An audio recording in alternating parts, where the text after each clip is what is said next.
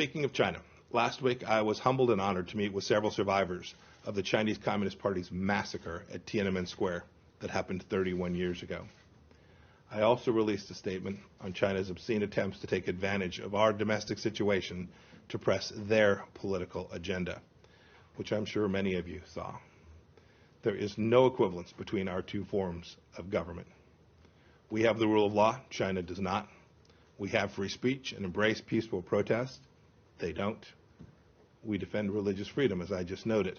China continues its decades-long war on faith. The contrast couldn't be more clear. During the best of times, China ruthlessly imposes communism. And amidst the most difficult challenges the United States faces, we work to secure freedom for all. And when something as tragic and as awful as what happened to George Floyd takes place, that the government responds. Right? We saw both local law enforcement and our Department of Justice move very quickly to address the particular situation. We've now seen people say, hey, we're calling for changes in the way law enforcement works. It's not my space here as the Secretary of State, but you can see this debate take place in America. That doesn't happen in nations across the world. In Tiananmen Square 31 years ago, when thousands of people were massacred, instead they repressed journalists, they disappeared people. It was fundamentally different. Our nation is so special. It's the greatest nation in the history of civilization. It is so special that challenges like the ones that we're confronting here in the United States today will be managed head on. There will be a political process that's engaged in. There'll be wide open debate. And our core principles, the fact that we respect every human being because they are made in the image of God, will be reflected in the way that the United States responds to these challenges. And I actually think our diplomats have this incredible opportunity to tell this important story about how America confronts challenges inside its own country in a way that reflects the finest of what our founders would have hoped America could do. China's obviously long said that the Uyghurs, Muslim Uyghurs who've been imprisoned or detained in Xinjiang have been released. So do you have any evidence that any Uyghurs have been released from these detention camps during the coronavirus? And have you seen evidence that independent researchers have found, which is that some of these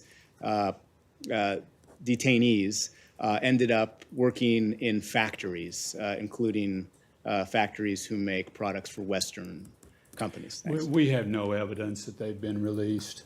And even if they were released, they're released into a virtual police state that China has created, that Chen Guangguo, the chair of the Communist Party in Xinjiang, who was the chair in Tibet, has created, and he's been well funded to create this. These are facts that we do know.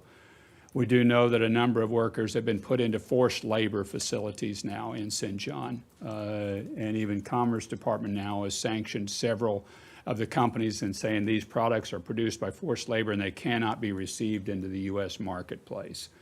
It is a horrific situation, and our big concern here is that this is the future of what oppression is going to look like, is what it looks like for the Uyghurs when they get out of the prison camps. It's going to be cameras and identification. It's going to be social credit systems. It's going to be oppression, particularly if you want to practice your faith. In many of these places, you're fine if you want to do anything. You want to get an education, fine. You want to work, fine. Anything. But if you want to practice your faith, it's a no-go. And if you do, there will be consequences for you and anybody else that pings you on your cell phone. These are the things that is the virtual police state that we're very concerned about it being the future of beyond Xinjiang.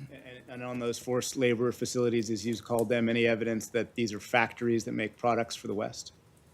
Well, I'd refer specifically to what Commerce Department has done on the entities list, where they blocked these products coming in and go off of what their records have produced. But this is the information, the anecdotal evidence information we're getting from people that testify, that have relatives or they themselves have been in these facilities. Saeed, go ahead. Thank you, Morgan. Thank you, sir. Are you concerned that many of the authoritarian regimes, especially in the Arab world, are taking advantage of the COVID-19 spread issue and lockdown to basically restrict religious freedoms and go after a lot of, practicing people and so on. Are you concerned about that? That they are continuing to do that, keeping mosques off limit and things like that? nature? Absolutely. Here's the big concern on the COVID crisis from my perspective and the space that I'm in. Number one is that you're subjecting people that are prisoners of conscience to a pandemic. Then they should be released. They shouldn't be in prison in the first place. These are prisoners of conscience. They're in because they're simply peacefully practicing their faith, and they shouldn't be in prison and subjected to it in the first place. Number two, we're very concerned that in the future, you're going to see a number of governments that see an advantage here, a chance, okay, we shut down all these religious institutions. We're going to keep them shut down after the COVID crisis passes because we don't like these religious institutions operating freely in the first place. And that's a deep concern that I've raised to our alliance allies and others on the religious freedom space. We don't want to see the leftover of this impact the closing of these religious institutions. Having said that, I'm very appreciative of religious leaders and their cooperation with health officials around the world to really push back against congregations coming together during the COVID crisis.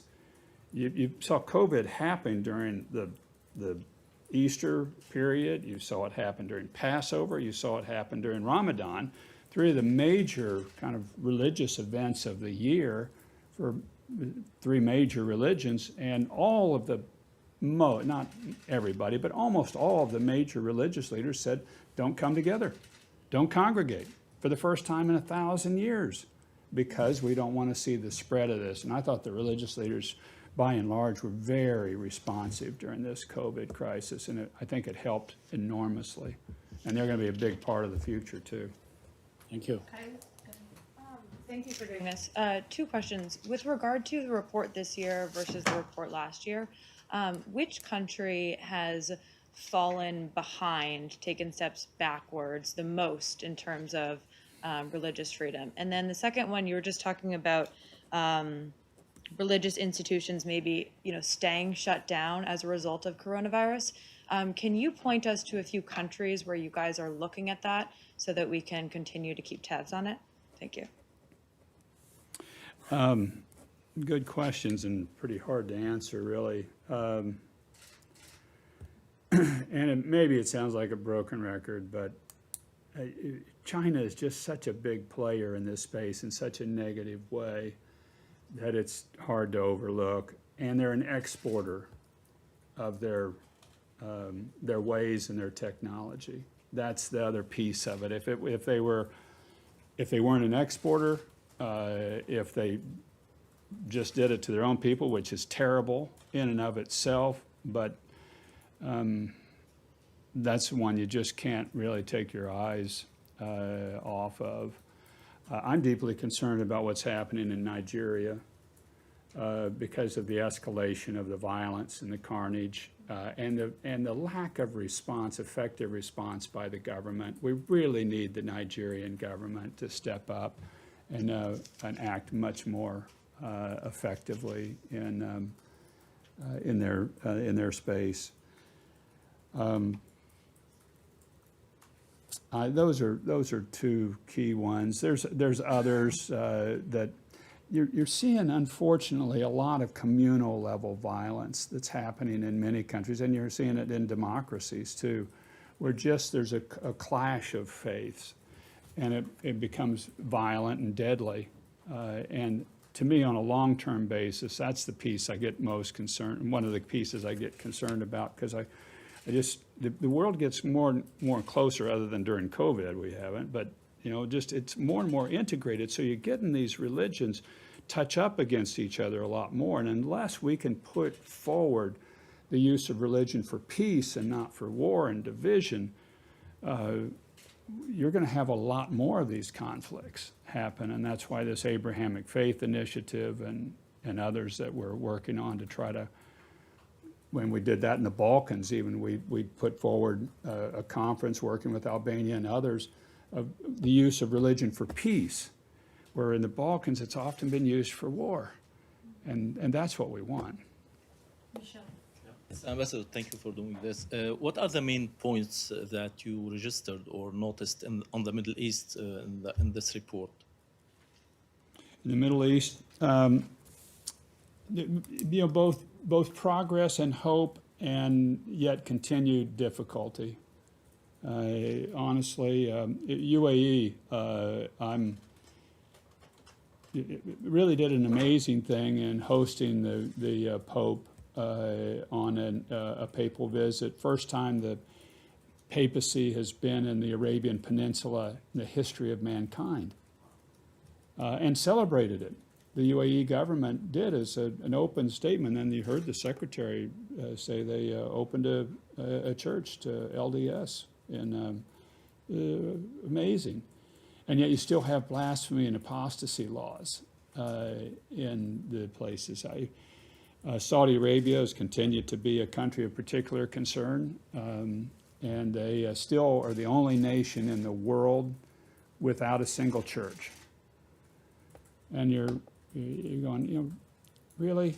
You used to have churches there. There are historical churches that are there.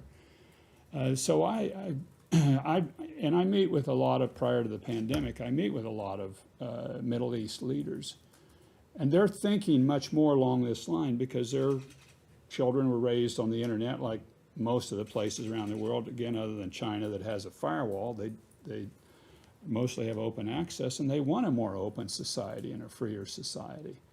So the leaders are feeling, I think, that pulse of the population, and I hope more will continue to lean forward on how they can open up, and we're getting more indications like that.